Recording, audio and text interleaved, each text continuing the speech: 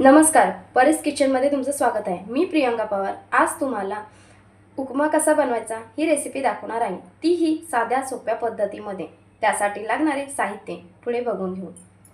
एक अर्धी वाटी रवा, थोडेसे शेंगदाणे, एक बारीक चिरलेला कांदा, 2 ते 3 मिरच्या बारीक चिरलेल्या, गार्निशिंगसाठी कोथिंबीर आणि फोडणीसाठी कढीपत्ता, चवीनुसार मीठ, 1 ग्लास पाणी, फोडणीसाठी मोहरी। गॅसवर मी आता पातेला ठेवलेला आहे। ह्याच्यामध्ये मी पाणी ओतते। हे बघा, 1 ग्लास पाणी ओतले ह्याच्यात मी, आणि ह्या पाण्याला चांगलं उकळून घेणार आहे मी आता। हे बघा, आपलं पाणी उकळते तोपर्यंत आपण रवा भाजून घेऊया। आता मी ह्या कढईमध्ये रवा घेणार आहे भाजायला। हे बघा, आता रवा हा मला गोल्डन होईपर्यंत भाजायचा आहे, जास्ती पण भाजायचा नाही आहे। रवा आपण आता हा ब्राऊन होईपर्यंत भाजून घेऊ।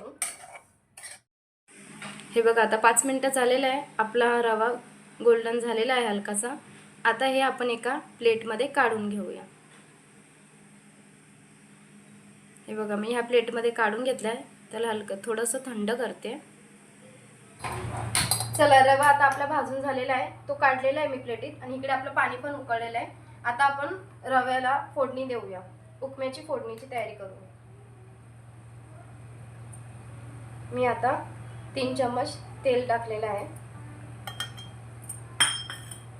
तेल हे गरम होईपर्यंत वाट बघायची, आणि मग त्याच्यात आपण मोहरी टाकूया। तेल आपलं आता तापलेलं आहे, आपण आता त्याच्यात मोहरी टाकूया। हे बघा, मोहरी टाकल्याने अशी तडतडते।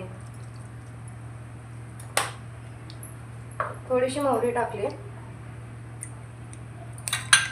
त्याच्यात आता आपण कढीपत्ता टाकू, मिरच्या टाकूया,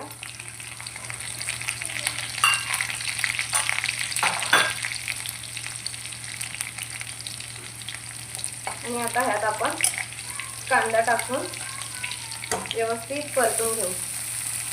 कांदा टाकून ब्राऊन होईपर्यंत परतून घ्यायचा आहे कांदा।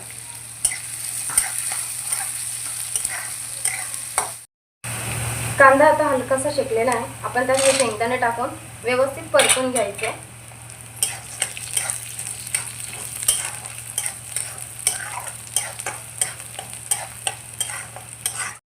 चला, आता आपला कांदा शेकून झालेला आहे। याच्यात आपण हा रवा टाकून घेऊया, आणि त्याला व्यवस्थितपणे हलवून घेऊया। कांदा बघा आपला असा गोल्डन ब्राऊन झालेला आहे।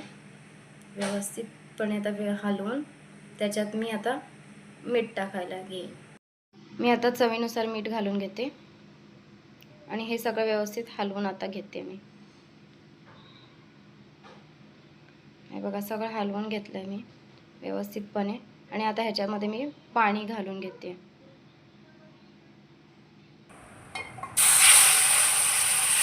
थोडं थोडं करून हलवायचं।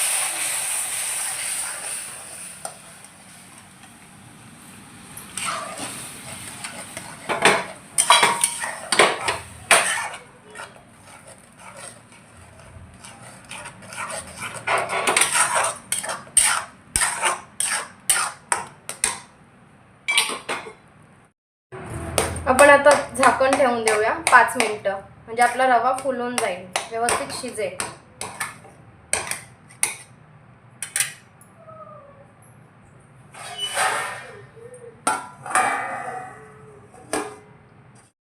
हे बघा, 5-6 मिनिटं झालेली आहेत। आता मी ह्याचं झाकण काढून घेते आणि पाहून घेते। आता मी हलवून घेते। हे पहा, आता उपमा शिजलेला आहे। आता आपण खाण्यासाठी प्लेटमध्ये काढून घेऊ। आता यावर आपण कोथिंबीर टाकू